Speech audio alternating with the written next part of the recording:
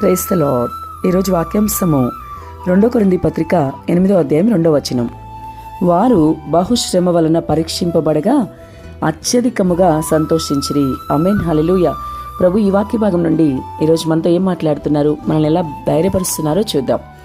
ఇక్కడ అపోస్తలుడైన పౌలు కొరింథీ సంఘానికి మాసిదోనియా సంఘమును గురించి వివరిస్తూ ఈ మాట మాట్లాడుతున్నాడు. ఆయన ఏం చెప్తున్నారంటే, మాసిదోనియా సంఘస్థులు బహుశ్రమ కలిగింది వాళ్ళకి. ఆ శ్రమ ద్వారా వాళ్ళు దేవుని ద్వారా పరీక్షించబడ్డారు. అయినప్పటికీ కూడా శ్రమలో సైతం అత్యధికంగా సంతోషించారు. ఆమేన్, హల్లెలూయా. ఎంత చక్కటి మాటో కదా. మరి వింటున్న మిత్రమా, నీవు ఈరోజు ఏ శ్రమలో ఉన్నావో కదా, ఏ శ్రమను బట్టి నీవు సంతోషించలేకుండా దేవుణ్ణి దూషిస్తున్నావేమో, దేవునికి వ్యతిరేకమైన మాటలు మాట్లాడుతున్నావేమో. చిన్న శ్రమ వస్తే దేవునికి వ్యతిరేకంగా మాట్లాడే వాళ్ళని ఎంతోమంది, చాలామంది కనిపిస్తూ ఉంటారు అనుదిన జీవితంలో. ఇటీవల ఒక సహోదరి అయితే చిన్నపాటి జ్వరం వచ్చింది, ఆయన నమ్ముకున్నామేంటి, జ్వరం వచ్చిందేంటని మాట్లాడే సహోదరిగా ఉంది. నిజంగా చాలా బాధాకరమైన విషయం ఇది, విచారించదగిన విషయం. క్రైస్తవులు గమనించాల్సింది ఏంటంటే, మరి ప్రభువారు మీకున్న శ్రమని తగ్గిస్తారు, మీకున్న శ్రమని ఇబ్బందిని తీసేస్తారు, మీకున్న ఇబ్బంది ఏదైతే అనారోగ్యం ఉందో తీసేస్తారు. కానీ దానికోసం ప్రభు వచ్చారా, దానికోసం మీరు ప్రభువుని నమ్ముకున్నారా, ఇట్లా అంటే మాత్రం అది పూర్తిగా వ్యతిరేకమవుతుంది, తప్పు అవుతుంది. జాగ్రత్తగా ఉండండి. మీకున్న ఇబ్బంది, ఇరుకు, శ్రమ ఏదైనా దేవుడు తీసేస్తాడు. కానీ మీ ఆత్మ రక్షించడానికి ప్రభువారు వచ్చారు. ప్రతి ఒక్కరు కూడా నశించిపోతున్నారు కాబట్టి నరకం నుంచి తప్పించడానికి, ప్రతి ఒక్కరిని కూడా ఆయన రాజ్యం చేర్చుకోవడానికి, నిత్య నరకాగ్ని నుంచి తప్పించడానికి, ఆయన రక్తము కార్చడానికి, ఆయన మరణించడానికి, మరణాన్ని జయించి తిరిగి లేవడానికి ఆయన దేవాది దేవుడైంది. మరణాన్ని జయించి తిరిగి లేచాడు. 2020 సంవత్సరాల క్రితం జరిగిన ఈ అద్భుతం ఇది. దేవుని నుండి భూమికి దిగి వచ్చాడు. మరి ఇది గమనించకుండా చాలామంది చిన్న చిన్న విషయాలకే, శ్రమ రాగానే చిన్నపాటి జ్వరం వస్తే అలా మాట్లాడింది సహోదరి. ఎలా అలా మాట్లాడగలుగుతారు? ఒకసారి ఆలోచించండి.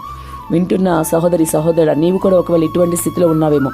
చిన్న శ్రమ రాగానే దేవుడి నుంచి దూరం అయిపోవడం, చిన్న శ్రమ రాగానే దేవునికి వ్యతిరేకంగా మాట్లాడడం, చిన్న శ్రమ రాగానే దేవుని మీద సనుగుకోవడం చేస్తున్నావేమో. చాలా జాగ్రత్తగా ఉండాలి సుమా.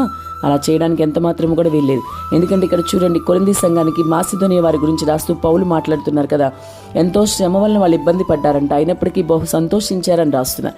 మాసిదోనియా సంఘం గురించి కొరింథీలకి రాస్తున్నాడు, మాదిరిగా తీసుకోమని. అంతేకాదు ఈరోజు మనందరితో కూడా ప్రభు చెప్తూ ఉన్నారు. కాబట్టి మనము శ్రమ దినమున సంతోషించాలే కానీ ఆయన్ను బట్టే శ్రమ అనుమతిచ్చింది ఆయనే. కానీ మళ్ళీ వెంటనే శ్రమ కూడా తీసేయగలడు ఆయన. శక్తిమంతుడైన దేవుడు ఆయన. కాబట్టి శ్రమ రాగానే ఆయన నుంచి తొలగిపోయే పరిస్థితి ఉంటే ఇప్పుడే మార్చుకోవాల్సిన అవసరం ఎంతైనా ఉంది సుమా. లేదంటే మాత్రం చాలా ఇబ్బంది పడతావు. సహోదరుడు, వీరు ఏ శ్రమలో ఉన్నావో, అది ఎంత శ్రమ అయినప్పటికీ నీ దృష్టిలో అది చాలా పెద్ద శ్రమ అనిపించవచ్చు. ఎందుకు ప్రభు నాకు ఇలా ఎలా చేశారు, ఈ శ్రమలో అనుభవించడానికి నన్ను ఎందుకు ఒప్పుకున్నారైనా అని నువ్వు అనుకుంటున్నావేమో. కానీ నేను పరీక్షిస్తున్నారేమో దేవుడు. నీ పరీక్షలో నువ్వు విజయం పొందుకోవాలి. మరి విజయం పొందుకుంటేనే శ్రమ వెనకాలే ఆశీర్వాదం దాగి ఉంటుంది. నీ శ్రమను తీసేస్తారు ఆయన. కానీ నీవు ఓడ్చుకుంటున్నావా లేదా శ్రమలో సైతం అని చూస్తారు ఆయన. శ్రమలో సైతం నీ సంతోషించదగిన వ్యక్తిగా ఉండాలని ప్రభు కోరుకుంటున్నాడు. కాబట్టి జాగ్రత్తగా ఉండాలి. శ్రమ కలగగానే దేవుడు నిన్ను పరీక్షిస్తున్నాడని గమనించు. అంతేకాదు ఆయన నేను పరీక్ష సమయంలో నువ్వు ఓర్చుకో. నీ శ్రమలో నువ్వు ఓర్పు, సహనం కలిగి ఉండాలి. శ్రమలో సైతం దేవుని స్తుతించాలి. నీ పరీక్ష సమయం అయిపోగానే ప్రభు నీకు అన్ని విషయాల్లో నేను హెచ్చిస్తాడు. అంతేకాదు ఆశీర్వాదాలు కుమ్మరిస్తాడు. కాబట్టి శ్రమలో సైతం నీవు ప్రభుని బట్టి సంతోషించగలిగితే అప్పుడు దాని వెనుక వచ్చే ఆశీర్వాదాలను చూడగలుగుతావు. ఆ మేలు నువ్వు పొందుకోగలుగుతావు. వాస్తవానికి నీ శ్రమలో దేవుడు నీకు ఇంకా సమీపంగా ఉన్నాడనే విషయం నువ్వు గమనించాలి. మామూలు రోజుల్లో కన్నా నీ శ్రమ దినమున ఆయన ఇంకా నీకు సమీపంగా ఉంటాడు. ఆయన ఇంకా నిన్ను ఆనుకుని ఉంటాడు. కాబట్టి నువ్వు ఆ విధంగా ప్రభుకి ఇష్టంగా జీవిస్తే ప్రభు తప్పకుండా సహాయం చేస్తారు. శ్రమ దినమున నీవు మరి జాగ్రత్తగా శ్రమలో కూడా సంతోషించు. శ్రమ దినమున సంతోషించే వ్యక్తిగా నీవు ఉంటే తప్పకుండా దేవుడు నీకు సహాయం చేస్తారు. మరి ఆ విధమైన అటు శ్రమ ద్వారా నువ్వు పరీక్షించబడినప్పుడు తప్పకుండా ప్రభు నీకు సహాయం చేస్తారు. అన్ని విషయాల్లో తోడుగా ఉంటారు. శ్రమలో సైతం సంతోషించడం నేర్చుకో. అటు మాదిరికరమైన జీవితాన్ని ప్రభు ఇచ్చునుగాక. ఆమేన్.